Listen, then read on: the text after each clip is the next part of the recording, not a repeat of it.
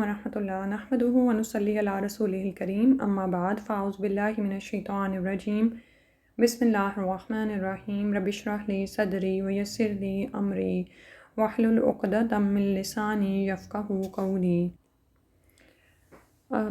پارہ 23 ہے، سورہ زمر کا آغاز کرنا ہے آج الحمدللہ۔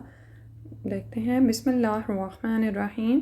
تنزیل نازل کردہ ہے الکتابی کتاب کا، من اللہ کی طرف سے، العزیزی جو زبردست ہے، الحکیم حکمت والا ہے۔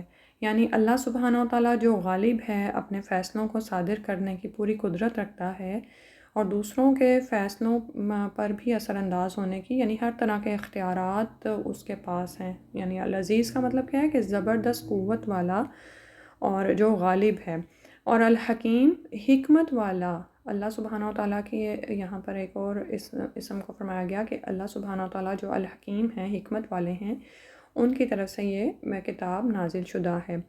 تو یہ سورہ زمر بھی مکی صورت ہے۔ مکی صورت کا آغاز عموماً ایسی ہی آیات سے ہوا ہے، کیونکہ وجہ یہ تھی کہ کفار مکہ رسول اللہ صلی اللہ علیہ وسلم کی دعوت اور کلام کو اللہ کی طرف سے نہیں سمجھتے تھے۔ تو اس آیت میں ایک تو یہ بتایا گیا کہ یہ کتاب نبی کی اپنی تصنیف نہیں ہے، بلکہ اللہ کی طرف سے نازل شدہ ہے۔ دوسرے یہ کہ وہ اللہ سب سے زبردست ہے اور اپنے فرامین اور احکام کو نافذ کرنے کی پوری قدرت رکھتا ہے، اور یہ کہ اللہ سبحانہ وتعالیٰ حکیم ہیں، لہٰذا ان کا یہ کلام بھی حکمتوں سے لبریز ہے۔ پھر فرمایا، انا بے شک ہم نے، انزلنا نازل کیا ہم نے، الیکا آپ کی طرف، الکتابہ کتاب کو، بالحق کی ساتھ حق کے، فاعبد اللہ تو عبادت کریں اللہ کی، مخلصاً خالص کرتے ہوئے، لہو اسی کے لیے، الدینہ عبادت کو۔ تو اس آیت میں فرمایا کہ یہ کتاب یعنی کس لیے نازل کی گئی ہے، یہ حق کے ساتھ آپ کی طرف نازل کی گئی ہے، اور حق کے ساتھ یعنی بمقصد ہے، اس کو آپ کی طرف بھیجے جانے کا ایک مقصد ہے، اور دوسرا یہ کہ اس میں جو بھی عقائد اور معاملات اور احکامات بیان کیے گئے ہیں سب برحق ہیں۔ یعنی اس میں توحید اور رسالت، معاد اور احکام و فرائض کا جو اثبات کیا گیا ہے وہ سب حق ہے، اور انہی کے ماننے اور اختیار کرنے میں انسان کی نجات ہے۔ اور پھر اس کے بعد فرمایا کہ فاعبد اللہ، تو جب کتاب کو حق کے ساتھ نازل کیا گیا ہے اور جن فرامین کی طرف یہ دعوت دیتی ہے، تو کیا کرو کہ اللہ کی عبادت کرو، اس کے آگے جھک جاؤ، کیا کرتے ہوئے، مخلص اللہ الدین، اس کے لیے دین کو خالص کرتے ہوئے۔ تو یہاں پر دین کو خالص کرنے کا حکم دیا گیا، اور یہاں پر یاد رکھیں کہ الدین کے معنی یہاں پر عبادت اور اطاعت کے ہیں، کیونکہ جیسے ہم پڑھتے ہیں نا سورہ الفاتحہ میں بار بار مالک یوم الدین، تو وہاں پر وہاں پر مطلب آتا ہے قیامت کے دن کا مالک، یعنی جس دن حساب ہے اس دن عمل نہیں ہے، ٹھیک ہے۔ تو جب الدین کو اگر دنیا میں استعمال کیا جائے تو اس کا مطلب ہوتا ہے کہ زندگی گزارنے کا طریقہ، عمل کرنے کا طریقہ، لیکن جب یہ آخرت کے معنوں میں آتا ہے تو وہاں پر تو ظاہر ہے نہ تو زندگی گزارنے کے طریقوں کی ضرورت ہے، اور نہ ہی وہاں پر اعمال کی مہلت رہ جائے گی، وہاں پر تو نتیجہ ہے، اور یعنی قیامت ہے، جزا و سزا ہے جو کہ دی جانی ہے۔ تو یہاں پر جو الدین آیا ہے اس کے معنی عبادت اور اطاعت کے ہیں، اور کیا کرنا ہے، عبادت اور اطاعت کیسی کرنی ہے، اللہ سبحانہ وتعالیٰ کے لیے اپنے دین کو خالص کرتے ہوئے۔ یعنی خالص کا مطلب کیا ہے کہ صرف اللہ کی رضا کی نیت سے نیک عمل کرنا، اور جیسے کہ ہم جانتے ہیں کہ اخلاص نیت ایک ایسی اہم چیز ہے کہ حدیث کی کتب کا آغاز ہی اس حدیث سے ہوتا ہے کہ انما الاعمال بالنیات، کہ بے شک اعمال کا دار و مدار نیتوں پر ہے، ٹھیک ہے۔ تو اور جو بھی عمل خالص اللہ کی رضا کے لیے کیا جائے، اور دوسرا یہ کہ دوسری شرط کیا ہے عمل مقبول کی، یعنی جو عمل قبول ہو جائے گا کہ وہ سنت کے مطابق ہو۔ تو یہ بات بہت اہم ہے کہ ہمارا عمل اللہ کے لیے خالص ہے یا نہیں، اور دوسری بات یہ کہ وہ اصل دین، اصل شریعت کے مطابق ہے کہ نہیں، ٹھیک ہے۔ تو آپ یہ دیکھیں کہ عمل خالص وہ عمل ہوتا ہے جس میں ایک تو یہ کہ یہ شرائط ہوں، اور وہ کن چیزوں سے پاک ہونا چاہیے یہ بھی دیکھ لیتے ہیں کہ عمل خالص 3 چیزوں سے پاک ہو، اس میں حب جاہ نہ ہو، رتبہ کی طلب نہ ہو، اور مدح کی خواہش نہ ہو۔ یعنی آپ جب بھی کوئی کام کرنے لگیں تو اس کو دیکھ لیا کریں کہ کیا میں اللہ کی رضا کے لیے کر رہی ہوں، اور کیا یہ سنت کے مطابق ہے، اور کیا اس کام سے مجھے کسی جاہ کی خواہش تو نہیں ہے، یعنی یہ کہ مجھے کوئی اقتدار مل جائے اور یا پھر یہ کہ اس کے ذریعے میں کوئی درجات چاہتی ہوں کہ کہیں مجھے اقتدار ملے اور اس کے بعد میں اسٹیپ بائی اسٹیپ اوپر درجات چڑھتی چلی جاؤں. اور تیسرا یہ کہ کیا اس عمل سے میں کسی کی تعریف چاہتی ہوں اپنے لیے. ٹھیک ہے، یہ بہت ضروری ہے، کیونکہ آپ یہ دیکھیں کہ قیامت والے دن ایسے لوگ بھی ہوں گے نا جو اعمال کر کر کے تھکے ہوئے ہوں گے، لیکن ان کے اعمال ضائع چلے جائیں گے، کیونکہ وہ اللہ کی خوشنودی کے لیے، اللہ کو راضی کرنے کے لیے، اللہ سے بدلہ چاہنے کے لیے نہیں ہوں گے. ٹھیک ہے، اللہ سبحانہ و تعالیٰ ہمارے ہر طرح کے عمل کو چھوٹے بڑے اپنے لیے خالص کر لیں، آمین. پھر اگلی آیت میں فرمایا اللہ خبردار رہو، للہ اللہ ہی کے لیے ہے، الدین الخالص خالص دین، والذین اور وہ لوگ اتخذوا جنہوں نے بنا لیا ہے، من دونہ ہی اس کے سوا، اولیاء دوست. یعنی یہاں پر اولیاء جون سا ہے، کون سے اولیاء ہیں؟ جن کی عبادت کی جاتی ہے. یعنی یہاں پر ولایت سے مراد ولایت عبادت ہے. ما نعبدہم، اب یہاں پر بریکٹ میں آپ یہ لکھ سکتے ہیں کہ وہ لوگ جنہوں نے اللہ کو چھوڑ کر دوسرے معبود بنا رکھے ہیں، وہ کیا کہتے ہیں کہ نہیں ہم عبادت کرتے الا مگر لیقربونا، کہ وہ قریب کر دیں ہم کو اللہ اللہ کے زلفیٰ، قریب کرنا. ٹھیک ہے. اب جب کسی بھی جملے میں فعل اور اس کے بعد آنے والا اسم ایک ہی مفہوم یا ایک ہی روٹ ورڈ کے ہوں، یعنی ایک ہی طرح کے، تو پھر اس سے مطلب کیا ہوتا ہے کہ وہ اس میں تاکید پیدا کی جا رہی ہوتی ہے بات میں. تو وہ کیا کہتے ہیں کہ ہم ان کی عبادت کرتے ہیں مگر صرف اس لیے کہ ہم ان کے ذریعے سے اللہ کے مزید قریب ہونا چاہتے ہیں. ان اللہ، بے شک اللہ، یحکم، فیصلہ کر دے گا، بینہم، ان کے درمیان، فی ما ہم، اس معاملے میں جو فی ہی اس میں یختلفون، وہ اختلاف کر رہے تھے. ان اللہ، بے شک اللہ، لا نہیں، یہدی، ہدایت دیتا، من جو ہوا وہ، کاذبون، جھوٹا ہو، کفار، بہت زیادہ ناشکرا ہو. کاذبون، کفار، جھوٹا اور ناشکرا، یعنی سخت منکر حق ہو. تو غیر اللہ کو پکارنے اور ان کے حضور نظر و نیاز پیش کرنے کے سلسلے میں جب بھی مشرکوں کو کوئی بات کی جائے تو ان کی دلیل کیا ہوتی ہے کہ ہم یہ کام اس لیے کرتے ہیں کہ یہ جھوٹے خدا ہماری معروضات بڑے خدا تک پہنچا دیں، یعنی ہم اللہ کے ہی قریب ہونا چاہتے ہیں لیکن ان کے ذریعے سے. ٹھیک ہے. تو عبادت کی جو اقسام اللہ کے لیے معروف ہیں، جیسے نماز ہے، روزہ ہے، زکوٰۃ ہے، یا اسی طرح سے صدقہ خیرات ہے یا حج ہے. آپ یہ دیکھیں اسی طرح عبادت کے اور بھی نظر نیاز ہے، مختلف طریقے ہیں نا جو اللہ کے لیے کیے جاتے ہیں، اللہ کی رضا چاہنے کے لیے، وہ عبادت ہے. لیکن ان طریقوں کو جب یہ معبودوں کو خوش کرنے کے لیے کرتے ہیں تو وہ عبادت نہیں رہتے. اور جب ان کو کہا جاتا کہ تم اللہ کی عبادت کرو، ان کی نہ کرو، تو وہ اس کی دلیل یہ پیش کرتے کہ ہم یہ کام دراصل اللہ کو ہی راضی کرنے کے لیے کر رہے ہیں. اور کتنے زیادہ اب یہ یعنی افسوس کا مقام ہے کہ وہ تمام عبادت کے طریقے جو اللہ کے لیے خالص ہیں وہ ان معبودوں کے لیے، جھوٹے معبودوں کے لیے بجائے لائے جاتے ہیں.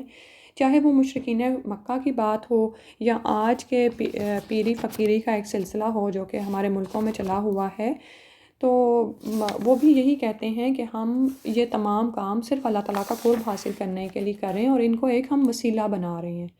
ٹھیک ہے. اللہ سبحانہ و تعالیٰ ہم سب کو ہدایت عطا فرمائے، اور شیطان نے جو بھی بتوں کی نیاز مندی کے آداب اور طریقے لوگوں کو سکھا دیے ہیں، اللہ سبحانہ و تعالیٰ ان سے سب کو محفوظ فرمائے اور ہدایت عطا فرما دے. کیونکہ اللہ تعالیٰ نے آخری حصے میں فرمایا کہ بے شک وہ فیصلہ کر دے گا ان کے مابین جس معاملے میں وہ اختلاف کر رہے تھے. یعنی یہ جو باتیں یہ کر رہے ہیں ان سب کا فیصلہ اللہ کے ہاں ہو جائے گا. اللہ تعالیٰ کسی بھی ایسے شخص کو ہدایت نہیں دیتا جو بہت زیادہ جھوٹا اور ناشکرا ہو. تو ہم یہ جانتے ہیں نا کہ اللہ تعالیٰ کی طرف سے خیر کا، ہدایت کا راستہ اسی کے لیے کھلتا ہے جو اس کی طلب رکھتا ہے. ٹھیک ہے. اور کن لوگوں کے لیے یہ بند ہو جاتا ہے؟ جو بہت زیادہ جھوٹ بولنے والے ہوں، یعنی نہ مانیں کہ یہ حق کو جھٹلا دینا بھی تو سب سے بڑا جھوٹ ہے. اور دوسرا یہ کہ ناشکرا پن کریں کہ اللہ سبحانہ و تعالیٰ نے جو بھی نعمتیں عطا کی ہیں ان کا کہیں ذکر ہی نہ ہو. اور یہ مشرک اس لحاظ سے جھوٹے ہوتے ہیں کہ آپ یہ دیکھیں کہ ان کے سارے عقائد من گھڑت ہوتے ہیں. حق کو ماننے کی بجائے اس کا انکار کرتے ہیں، ضد اور ہٹ درمی پر اتر آتے ہیں. اور کفار بھی ہیں، یعنی انکار کرنے والے ہیں اور ناشکرے ہیں کہ کھاتے تو اللہ کا دیا ہوا رزق ہیں لیکن ان کی ہر طرح کی نیاز مندیاں، ان کی عبادت کے طریقے جیسے قربانی ہے، سجدے کرنا، وسیلہ پکڑنا، اور یہ سب کچھ جون سی ہیں اللہ کے بجائے دوسروں کے لیے ہوتی ہیں. سچائی جو ہے نا وہ ہدایت کا ذریعہ بن جاتی ہے اور جھوٹ ہدایت سے روکنے کا سبب بنتا ہے. جیسے حدیث میں آتا ہے نا کہ ان الصدق یہدی الی البر، بے شک سچائی رہنمائی کرتی ہے نیکی کی طرف، وَإِنَّ الْبِرَّ يَهْدِي إِلَى الْجَنَّةِ، اور بے شک نیکی رہنمائی کرتی ہے جنت کی طرف۔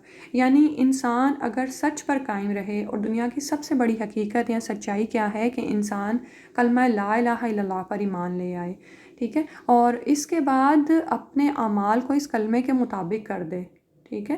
اور صدق دراصل یہی ہے نا کہ سچائی کی گواہی دے اور خود بھی اس گواہی پر قائم ہو جائے۔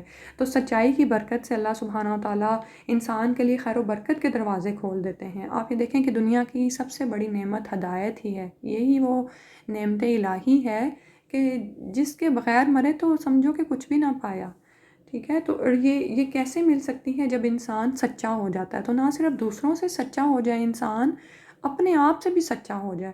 اب یہ دیکھیں، یہ جو منافقین ہوتے ہیں، ان کے سامنے جب ہدایت کی کوئی بات آتی ہے نا، تو یہ اپنے بارے میں نہیں سوچتے، بلکہ یہ دوسروں کے بارے میں سوچنا شروع ہو جاتے ہیں کہ ہاں ہاں اس میں بھی ایسی بات ہے، اس میں بھی ایسی بات ہے۔ تو جو شخص اس بات کو ماننے والا ہی نہ ہو کہ اس کا اپنا کردار کیا ہے، تو پھر اس کو ہدایت کوئی فائدہ نہیں دیتی ہے۔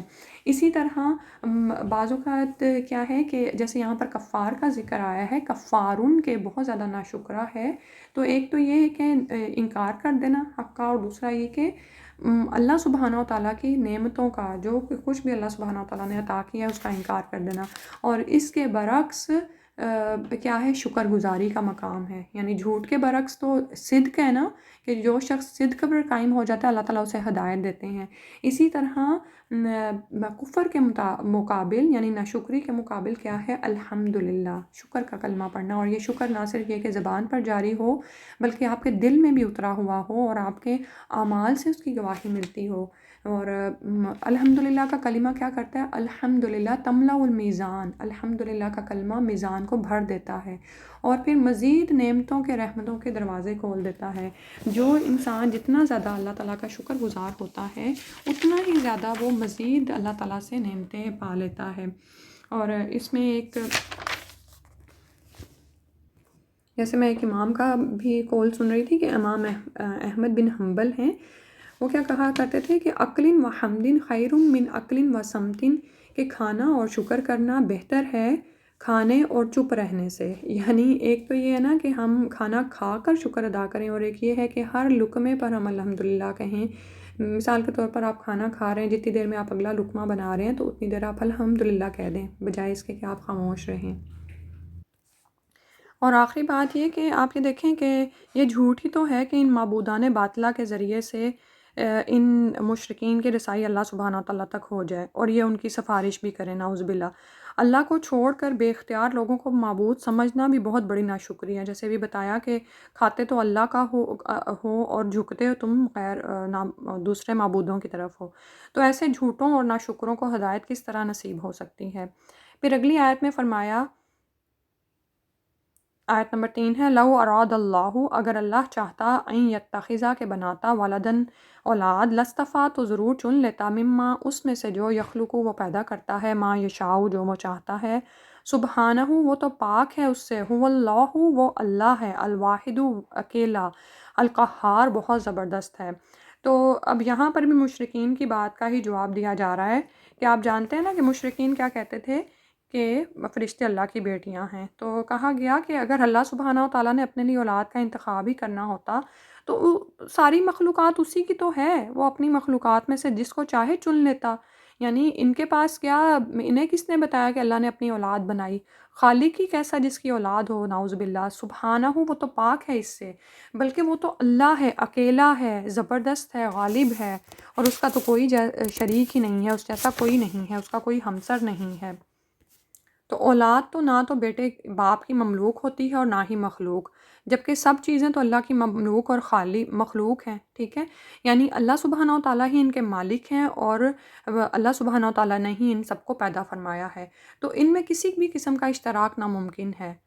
پھر آگے فرمایا، خلق السماواتی، اس نے پیدا کیا آسمانوں کو، والارض، اور زمین کو، بالحق، کی حق کے ساتھ، یکورو، وہ ڈھانپتا ہے، اللیلہ، رات کو، علی النہاری، اوپر دن پر، ویکور النہار، اور وہ ڈھانپتا ہے دن کو، علی اللیل، اوپر رات کے، وسخر الشمس، اور اس نے مسخر کر دیا سورج کو، والقمر، اور چاند کو، کلن سب کے سب یجری چل رہے ہیں لأجل مسمى ایک مقرر مدت تک کے لیے، الا خبردار ہو، هو العزیز وہی زبردست ہے، الغفار بہت بخشش فرمانے والا ہے۔ تو اللہ سبحانہ و تعالیٰ کی معرفت، اس کی عظمت اور قدرت بتائی جا رہی ہے کہ دیکھو اللہ تو وہ رب ہے جس نے آسمانوں اور زمین کو حق کے ساتھ پیدا فرمایا، اور وہ اس کی عظمت اور قدرت کی دلیل تمہارے سامنے ہے کہ کس طرح سے رات پر دن اور دن پر رات چڑھی چلی آتی ہے۔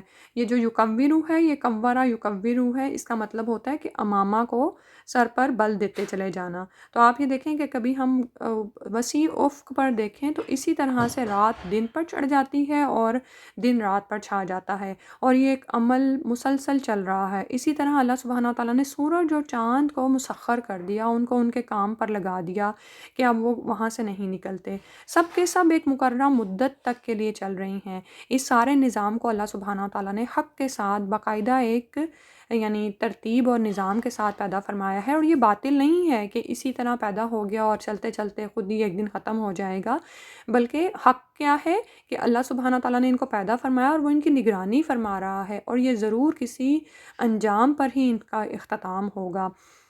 تو خبردار رہو کہ اللہ سبحانہ تعالیٰ زبردست ہیں، یعنی خوب پکڑ کر سکتے ہیں ان لوگوں کی جو کہ اللہ تعالیٰ کی معرفت نہیں پاتے اور اللہ کا انکار کرتے چلے جاتے ہیں، یعنی واضح نشانیوں کے باوجود وہ ان چیزوں کا انکار کرتے ہیں۔ آپ یہ دیکھیں کہ کائنات میں کس طرح سے قدرت کی نشانیاں بکھری پڑی ہیں کہ اگر اللہ تعالیٰ کی معرفت کوئی حاصل کرنا چاہے تو کرے۔ تو ایسے ہی لوگوں کے لیے اللہ تعالیٰ زبردست ہیں، ان کو پکڑ سکتے ہیں، اور الغفار وہ لوگ جو کہ رجوع کر لیتے ہیں ان کے لیے بہت بخشنے والے ہیں۔ اس سے اگلی آیت میں فرمایا خلقکم، اس نے پیدا کیا تم کو من نفس واحدہ ایک ہی جان سے، ثم پھر جعل اس نے بنایا منہا اس سے زوجہا اس کا جوڑا، یعنی تم کو پیدا کیا نفس واحد، کس کی طرف اشارہ ہے؟ آدم علیہ السلام کی طرف، اور ان سے یعنی آدم علیہ السلام کی پسلی سے پھر حوا علیہ السلام پیدا کی گئیں۔ اور کیوں حوا علیہ السلام کو آدم علیہ السلام سے پیدا کیا، یعنی انہی میں سے کیوں نکالا؟ تاکہ ایک انس اور محبت قائم رہے، ٹھیک ہے؟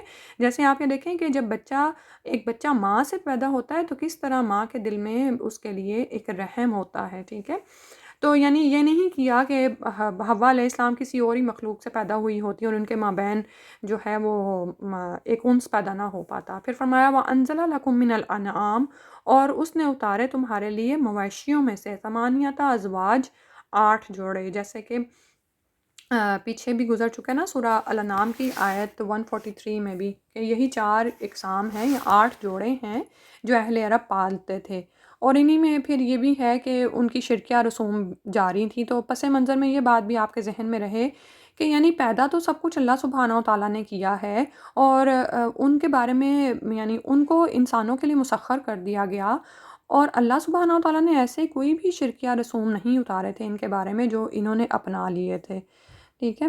تو جیسے پیچھے گزر چکا ہے نا وَمِنَ الْبَقَرِ اثْنَيْنِ وَمِنَ الْمَعْزِ اثْنَيْنِ، پھر فرمایا کہ یخلقکم، وہ پیدا کرتا ہے تم کو فی بطون امہاتکم، یعنی پہلے تو انسانی نسل کو آدم علیہ السلام اور ان سے حوا علیہ السلام کو پیدا کیا اور ان سے نسل کو چلایا، اور اس کے بعد پھر کیا ہوتا ہے کہ تم اپنی ماؤں کے پیٹوں سے پیدا ہوتے ہو، خلقن تخلیق من بعد خلقن، دوسری تخلیق پر، یعنی ماں کے پیٹ میں بھی بچہ کس طرح سے مختلف تخلیق کے مراحل سے گزرتا ہے، فی ظلمات ثلاث، 3 اندھیروں میں، 3 تاریکیوں میں، یعنی وہ 3 پردے ہیں جن کا یہاں پر ذکر آیا ہے۔ سبحان اللہ، اللہ سبحانہ و تعالیٰ نے ہمیں کس طرح سے قرآن میں ہی انسان کی تخلیق کے بارے میں آگاہ کر دیا، اور آپ یہ دیکھیں کہ یہ قرآن کی صداقت پر کتنا بڑا ثبوت ہے کہ یہ سب کچھ بیان کیا جا رہا ہے۔ یعنی اس سے پہلی والی آیت میں کائنات پر نظر ڈالنے کی طرف توجہ دلائی گئی کہ دیکھو تو ذرا کس طرح اللہ تعالیٰ نے آسمان و زمین کو حق کے ساتھ پیدا کیا ہے، دن اور رات کا ایک نظام چلا دیا ہے، اور وہ مکمل طور پر غالب زبردست قدرت والا ہے کہ اتنے بڑے نظام کو وہ کنٹرول کر رہا ہے، وہ جب چاہے تمہیں پکڑ بھی سکتا ہے، لیکن جو معافی کا طلبگار ہو اس کو بخش بھی دیتا ہے۔ تو یہاں پر یہ دراصل توحید باری تعالیٰ پر دوسری دلیل دی گئی کہ وہ تم سب کا بھی خالق ہے، ٹھیک ہے. اور پھر یہ کہ اس کے بعد کس طرح اللہ سبحانہ و تعالیٰ نے تمہارے لیے انعام کو یعنی مویشیوں کو پیدا فرمایا، اور مویشیوں کے سے تم کیا کیا کچھ حاصل کرتے ہو، اور پھر رحم مادر کی طرف توجہ دلائی گئی کہ تم وہاں سے پیدا ہوتے ہو، اور وہاں سے کس طرح سے کہ مختلف مراحل سے گزرتے ہو. اور وہ مراحل کہاں پر ہو رہے ہوتے ہیں؟ 3 تاریکیوں کے اندر. اس میں سے پہلی تاریکی یعنی پہلا پردہ ماں کا پیٹ ہے، دوسرا پیٹ کے اندر رحم ہے، اور تیسرا جو رحم کے اندر جھلی ہوتی ہے نا جس میں جنین ہوتا ہے اور محفوظ رہتا ہے.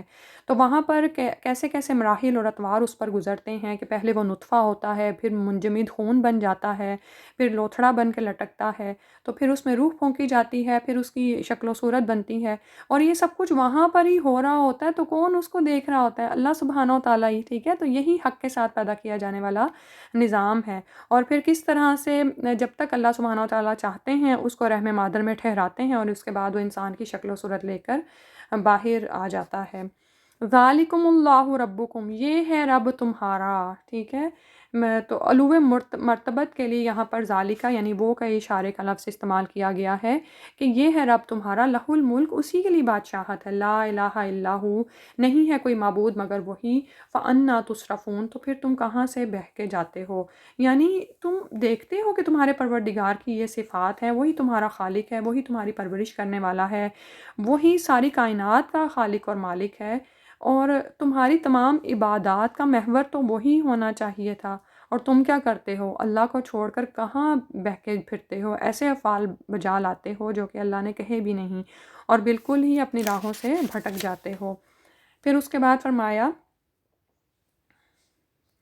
ان تکفرو، اگر تم کفر کرو گے، فإن اللہ، تو بے شک اللہ، غنی، بے نیاز ہے، عنکم، تم سے، ولا یرضی، اور نہیں وہ راضی ہوتا، لعبادہ الکفر، اپنے بندوں کے لیے کفر کو، یعنی وہ اپنے بندوں کے لیے کفر کو پسند نہیں کرتا. وإن تشکرو، اور اگر تم شکر کرو، یرضہ لکم، تو وہ راضی ہوتا ہے تم سے. ولا تزرو، اور نہ کوئی اٹھائے گا، وازرۃ، کوئی بوجھ اٹھانے والا، وزرا اخری، دوسرے کا بوجھ، ثم الی ربکم، پھر اپنے رب کی طرف، مرجعکم، لوٹنا ہے تم کو، فینبئکم، تو وہ جتا دے گا تم کو، بما کنتم تعملون، ساتھ اس کے جو تم عمل کرتے تھے. انہ، بے شک وہ، علیم، خوب جاننے والا، بذات الصدور، سینوں کے بھید کو. تو یہاں پر دراصل انسان کو اس کی اوقات بھی سمجھا دی گئی ہے کہ اگر تم کفر کرو گے تو اس سے اللہ کا کیا بگڑتا ہے؟ کچھ بھی نہیں. بے شک اللہ سبحانہ و تعالیٰ تو تم سے بے نیاز ہے، یعنی تم جو کچھ بھی کر رہے ہو اپنے ہی بھلے یا نقصان کے لیے.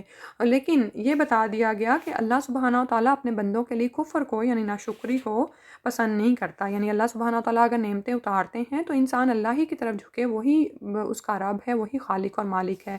اسی طرح اگر وہ شکر ادا کرتا ہے، جھک جاتا ہے اپنے رب کے آگے، تو یہ چیز اللہ تعالیٰ کو پسند آتی ہے. اور قیامت والے دن کیا ہوگا کہ کوئی بھی بوجھ اٹھانے والا کسی دوسرے کا بوجھ نہیں اٹھائے گا، یعنی ہر کوئی اپنے اپنے اعمال کا بدلہ پورا دیا جائے گا، کسی پر کوئی ظلم نہیں کیا جائے گا. اور پھر اس دن کیا ہے کہ اپنے رب ہی کی طرف تم کو پلٹنا ہے، تو وہ تمہارے اعمال تم کو جتا دے گا. یعنی جو بھی تم دنیا میں کرتے رہے ہو، جو تمہاری نیتیں تھیں، جس طرح سے جو اعمال تم نے کیے، وہ تمہارے ہی لیے سامنے آ جائیں گے، اور اس کا بدلہ تمہیں ہی دیا جائے گا. انہ علیم بذات الصدور، وہ تو سینوں کے بھید کو جانتا ہے، اس سے تمہاری کوئی بھی بات مخفی نہیں ہے. تو پھر انسان، جیسے اوپر آیت میں فرمایا کہ کہاں پر انسان بہکا چلا جاتا ہے، تو یہ دیکھے کہ جو کچھ بھی وہ اپنے ذہن میں خیالات پال رہا ہے، یا جس طرح کی بھی وہ سوچ ہے اس کی، اور اس کے مطابق وہ عمل کر رہا ہے، تو اللہ تعالیٰ کے علم میں تو ہر چیز ہے. پھر فرمایا وَإِذَا، اور جب مسل انسان، چھوتی ہے انسان کو، درن، کوئی تکلیف، دعا، وہ پکارتا ہے، ربہ، اپنے رب کو، منیباً، رجوع کرتے ہوئے، الیہ، اسی کی طرف، ثم، پھر، اذا، جب، خولہ، وہ عطا کر دیتا ہے. خولہ ہوتا ہے ایسی نعمت جس کی حفاظت کرنا پڑے، یعنی ایک تو عطا ہوتی ہے نا، اور ایک وہ نعمت جو کہ جس کی حفاظت کرنا پڑے. نعمتاً، کوئی نعمت، منہو، اپنی طرف سے، نسیہ، وہ بھول جاتا ہے، ما کانا، جو تھا، وہ یدعو، وہ پکارتا، الیہ، اس کے طرف، من قبل، اس سے پہلے، وجعل، اور وہ بنا لیتا ہے، للہ، اللہ کے لیے، اندادن، دشمن، ند، یعنی اللہ کے مقابل کھڑا کر لینا کسی کو، جیسے شریک ہے نا کہ اللہ کے ساتھ لوگوں کو یا معبودوں کو شریک ٹھہرانا، تو انداد سے مراد وہ ہے. لیضل، تاکہ بھٹکا دے، عن سبیلہ، اس کی راہ سے. قل، کہہ دیجئے، تمتع، फ़ायदा उठा लो, बिकुफ्री का, अपने कुफ्र का, कलीलन थोड़ा, इन्नका बेशक तुम मिन अस्हाबिन नार, आग वालों में से होगे। तो हकीकत में इंसान का हाल ये है कि जब उसको कोई तकलीफ़ पहुँचती है तो खूब रुजू होकर अपने रब को पुकारता है, और जब अल्लाह ताला उसे अपने पास से नेमत अता फ़रमा देते हैं तो वो चीज़ें जो उसने मांगी होती हैं उसे बिल्कुल भूल जाता है और अल्लाह ताला के ही शरीक मुकर्रर करने लगता है। और नाउज़ुबिल्लाह ना सिर्फ खुद गुमराह होता है बल्कि औरों को भी अल्लाह ताला की राह से भटकाता है। तो आप ये देखें कि हम अपनी ज़िंदगी में कैसा अमल करते हैं। बाज़ औक़ात हम इतनी इल्तिजाएँ करके, इतना कुछ करके कोई हम दुआ मांग रहे होते हैं। आप कभी हम अपने किसी डायरी पर लिख लें ना कि ये दुआ हम कर रही हैं, और आप ये देखेंगे कुछ अरसे के बाद कितनी बेशुमार ऐसी दुआएँ होती हैं जो कबूल हो चुकी होती हैं। बेशुमार ऐसी तकालीफ़ होती हैं जिनसे अल्लाह सुब्हानहू व तआला ने हमें निजात दी होती है और हम उनको भूल जाते हैं।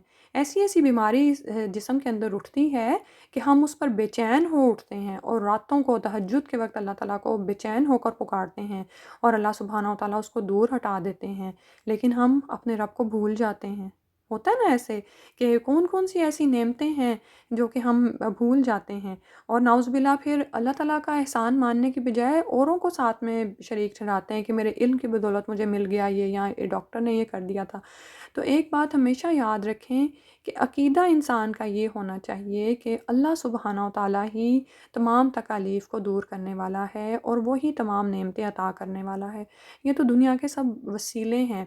तो जब अता करने वाला वो है, दुर को खोलने वाला वो है, तो सबसे पहला हक़ भी वही उसी का है कि उसकी तरफ झुका जाए। तो रसूल सल्लल्लाहु अलैहि वसल्लम को कहा गया कि आप कह दीजिए कि अपने कुफ़र का फ़ायदा कुछ दिन और उठा लो। यानी ये जो तुम अल्लाह को भूल जाते हो और फिर से शरीकों के दर पर पहुँच जाते हो, तो कुछ और दिन फ़ायदा उठा लो, आखिर तो दोज़खियों में से होने वाले हो, यानी इसका अंजाम ये होने वाला है। फिर दूसरे शख्स का हाल बताया, अम्मन, या वो जो हुआ वो कानितुन, फरमाबरदार है, बंदगी करने वाला है, आना अल-लैली, रात की घड़ियों में, साजिदन, सजदा करते हुए, व काइमन, और खड़ा होते हुए, यहज़रुल आखिरा, वो आखरत का डर रखता है, व यरजू, और वो उम्मीद रखता है, रहमत रब्बिह, अपने रब की रहमत की। और रब की रहमत क्या है? जन्नत है। यानी एक वो शख्स है जो कि मानता नहीं है, और जब कोई तकलीफ़ आती है तो खूब गिड़गिड़ा कर अल्लाह को पुकारता है, लेकिन जब अल्लाह ताला उस तकलीफ़ को दूर कर देते हैं, उसको नेमतें अता करते हैं, तो वो अल्लाह को भूल जाता है।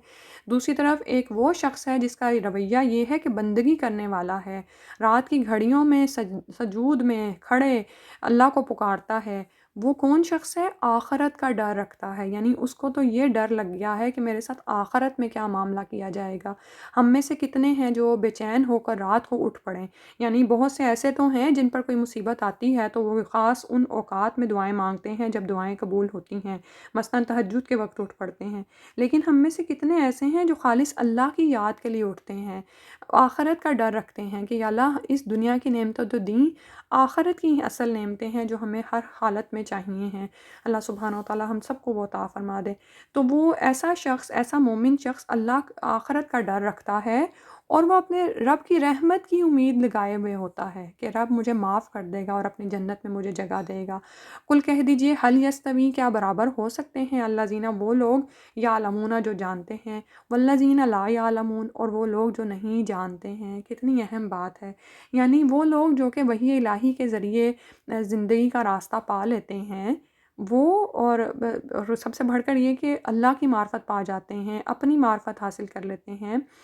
तो वो लोग जो इल्म नहीं रखते हैं, दुनिया में पड़े हुए हैं। अब ये देखें कि आखिरत से कौन डरेगा, अपने रब की रहमत की उम्मीद कौन लगाएगा?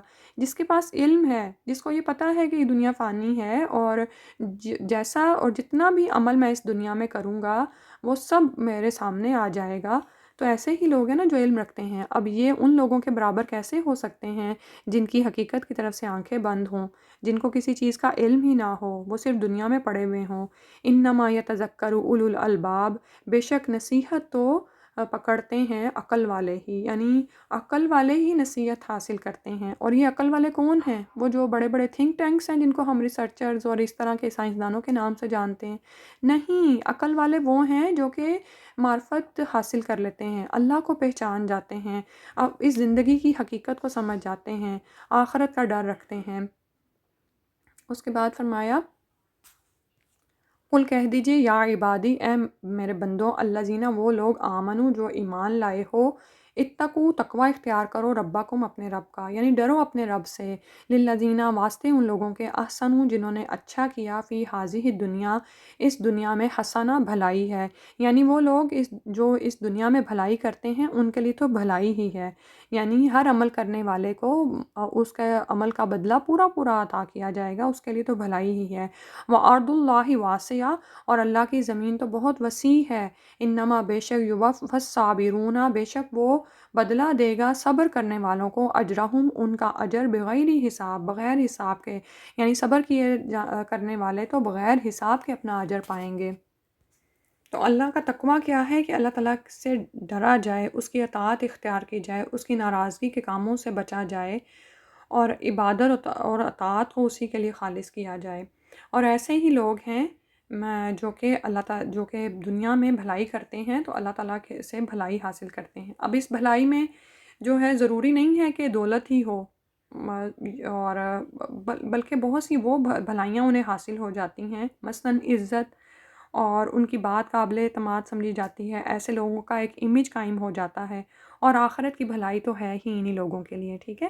تو بھلائی کا مطلب یہ نہیں ہوتا کہ انسان کو بہت مال و دولت دے دیا جائے، بلکہ بھلائی تو دراصل کیا ہے، دل کا سکون اور اطمینان ہے۔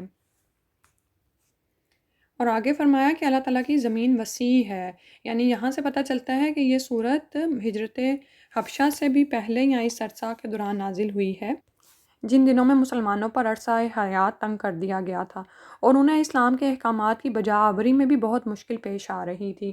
تو اللہ سبحانہ و تعالیٰ نے اس طرف اشارہ کیا ہے کہ اگر مکہ کی سرزمین یا آس پاس کا علاقہ تمہارے لیے تنگ ہو گیا ہے تو اللہ کی زمین تو بہت وسیع ہے، کسی دوسرے ملک میں چلے جاؤ جہاں آزادی سے اسلام کے احکامات بجا لاؤ۔ اور پھر یہ کہ وہاں پر جا کر ظاہر ہے انسان کو مشکلات پیش آ سکتی ہیں، دیکھیں اپنے گھر کو چھوڑنا، اپنے ملک کو چھوڑ جانا، اپنے پیاروں کو اور اپنے متاع کو چھوڑ جانا، یہ کوئی آسان نہیں ہوتا، تو مشکلات بھی پیش آ سکتی ہیں۔ اگر ان مشکلات میں انسان کو صبر و استقامت سے جمنا پڑے تو وہ بھی جمے، کیونکہ بے حساب اجر اللہ سبحانہ و تعالیٰ سے عطا ہونے والا ہے۔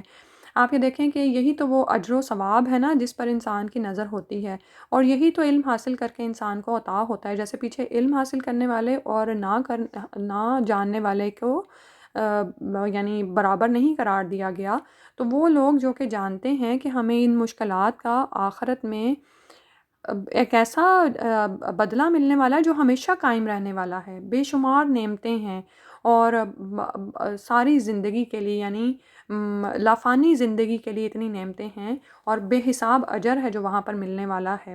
تو دراصل انسان کو حوصلہ دیا گیا ہے، اور یہ آپ کو یہ باتیں اور یہ فضیلتیں پتہ ہوں تو پھر ہی انسان اس راہ پر ثابت قدمی اختیار کر سکتا ہے۔ تو اس کے لیے ضروری ہے کہ انسان بار بار نصیحت کی باتوں کو سنیں، کیونکہ بھول کا تو مرض ہے نا انسان کو، ہم بار بار بھول جاتے ہیں۔ پھر رسول صلی اللہ علیہ وسلم سے فرمایا گیا، قل کہہ دیجئے انی بے شک میں امرتو مجھے حکم دیا گیا ہے، ان اعبد اللہ کہ میں عبادت کروں اللہ کی، مخلصاً خالص کرتے ہوئے، لہ الدین اس کے لیے دین کو، و امرتو اور مجھے حکم دیا گیا ہے، لِأَن کہ میں اکونا میں ہو جاؤں، اول المسلمین پہلے ہی مسلمان ہونے والوں میں سے۔ تو ہر نبی کو جو بھی حکم دیا جاتا ہے وہ نبی اپنی اس نبوت پر، ان احکامات پر خود سب سے پہلے ایمان لاتا ہے، ٹھیک ہے، یعنی ہر نبی پر یہ واجب ہوتا ہے کہ سب سے پہلے خود اپنی نبوت پر ایمان لائے، پھر دوسروں کو دعوت دے، اور پھر اسی طرح سے جو بھی حکم اس پر نازل ہوتا ہے سب سے پہلے وہ خود اس پر عمل پیرا ہوتا ہے، اور اپنی ذات کو بطور نمونہ کے دوسروں کے سامنے پیش کرتا ہے۔ تو یہاں پر رسول صلی اللہ علیہ وسلم کی زبان سے اللہ سبحانہ و تعالیٰ نے یہی بات کہلوائی ہے کہ مجھے یہ حکم ہوا ہے کہ خالصتاً ایک اللہ کے اکیلے کی عبادت کروں، اور اس حکم پر میں سب سے پہلے خود عمل کرتا ہوں۔ اور خلوص کیا ہے کہ وہی کہ اللہ کی عبادت کے ساتھ کسی کو بھی شریک نہ ٹھہرایا جائے، اپنے دین کو اللہ سبحانہ و تعالیٰ کے لیے خالص کر لیا جائے۔ پھر فرمایا، قل کہہ دیجئے انی بے شک میں اخافو میں ڈرتا ہوں، ان عصیتو اگر میں نافرمانی کروں، ربی اپنے رب کی، عذاب یوم عظیم ایک بڑے دن کے عذاب سے۔ اور پھر رسول صلی اللہ علیہ وسلم کے ہی زبانی یہ کہلوایا گیا، حالانکہ آپ صلی اللہ علیہ وسلم سے یہ توقع بھی نہیں ہے، ٹھیک ہے، کہ آپ اللہ کی نافرمانی کریں گے، لیکن دراصل یہ ہمارے لیے ہے کہ اگر رسول بھی نافرمانی کریں، وہ بھی ڈرتے ہیں اس بات سے کہ اگر میں نافرمانی کر دوں تو میں اللہ کے ہاں اس بڑے دن کے عذاب سے ڈرتا ہوں جس دن پکڑ ہونے والی ہے۔ اگلی آیت میں فرمایا کل کہہ دیجئے اللہ اللہ کی عابدوں میں عبادت کرتا ہوں مخلصاً خالص کرتے ہوئے لہوں اسی کے لیے دینی اپنے دین کو، کہ رسول صلی اللہ علیہ وسلم کو کہا گیا کہ کہہ دیجئے کہ میں تو خالص کر کے صرف اپنے رب ہی کی عبادت کرتا ہوں۔ اس کے پس منظر میں یہ بات بھی یاد رکھیں نا کہ کفار مکہ پر ایک ایسا وقت بھی آیا تھا کہ وہ رسول صلی اللہ علیہ وسلم سے سمجھوتا کرنے پر آمادہ تھے۔ وہ چاہتے تھے کہ ہم آپ کی راہ میں کوئی رکاوٹ نہیں ڈالیں گے بشرطے کہ آپ ہمارے معبودوں کو برا بھلا نہ کہیں، اور یا پھر یہ ہے کہ آپ 1 سال تک ہمارے معبودوں کی عبادت کریں اور پھر ہم آپ کے رب کی عبادت کریں گے۔ اور جب ان کو کہا جاتا کہ کلمہ لا الہ الا اللہ پڑھ دو تو یہ کلمہ ان کے بتوں کو نکارہ ثابت کرتا تھا، اور اس بات پر وہ چین بچین ہوتے تھے اور اپنے آباء و اجداد اور بتوں کی توہین سمجھتے تھے، کیونکہ وہ اس دین کی پیروی تو اپنے آباء و اجداد کی پیروی میں کر رہے تھے نا۔ تو یہ اس کلمے کا انکار ہی اللہ تعالیٰ کی سب سے بڑی نافرمانی تھی، اور پھر اس پر کسی قسم کا کمپرومائز نہیں تھا۔ تو رسول صلی اللہ علیہ وسلم کی زبان سے ہی اس کا جواب دلوایا گیا کہ مجھے تو یہی حکم ہے کہ اکیلے اللہ کے سوا کسی بھی کو بھی معبود تسلیم نہ کروں، اور اگر میں اس حکم کی نافرمانی کروں تو میں بھی اللہ کے عذاب سے ڈرتا ہوں، لہٰذا میں بھی ایسا کام کسی صورت نہیں کر سکتا۔ الحمدللہ 14 تک آیتیں کی ہیں۔ سبحانک اللہم و بحمدک نشہد ان لا الہ الا انت نستغفرک و نتوب الیک۔ السلام علیکم ورحمۃ اللہ۔